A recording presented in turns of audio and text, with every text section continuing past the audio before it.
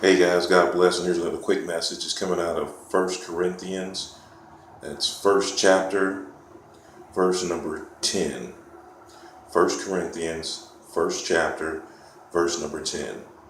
Now I plead with you, brethren, by the name of our Lord Jesus Christ, that you all speak the same thing, and that there be no divisions among you, but that be perfectly joined together in the same mind and in the same judgment. Amen. And God bless the word. So this is a pretty serious, because it's a serious sin. What happens is, now in America and around the world, there's 40,000 Christian denominations, over 40,000 Christian denominations, and it's crazy. There's only one denomination, and that is Christ-like. Period. People say I'm Baptist, Methodist, Lutheran, and they all have different beliefs. They all have different things that they do, but there's only one, and that one is Christ-like, and that's it. There is no other. If you're going to a church and they're teaching you a division,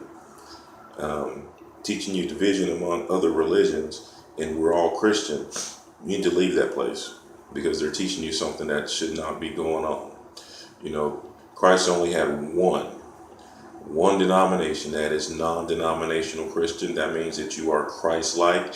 That means that you follow the word. That means that you read the word. That means that you're turning from sin. That means that you gave your life to Christ, and you confess with your mouth that Christ was Lord. And that's it. There's nothing else.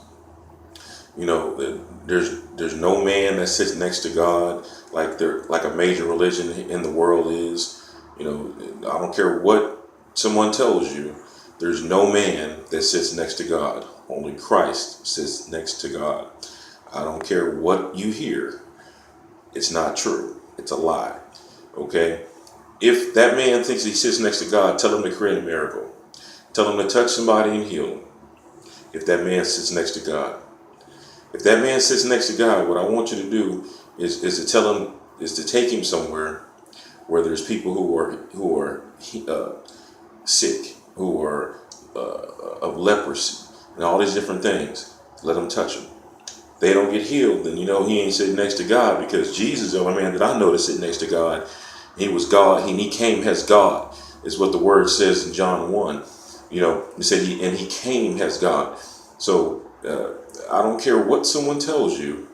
There's only one man that sits at the right of God, and there's only one denomination, and that's Christ-like. Thank you for listening today. Hope this gives you clarity on this word. God bless.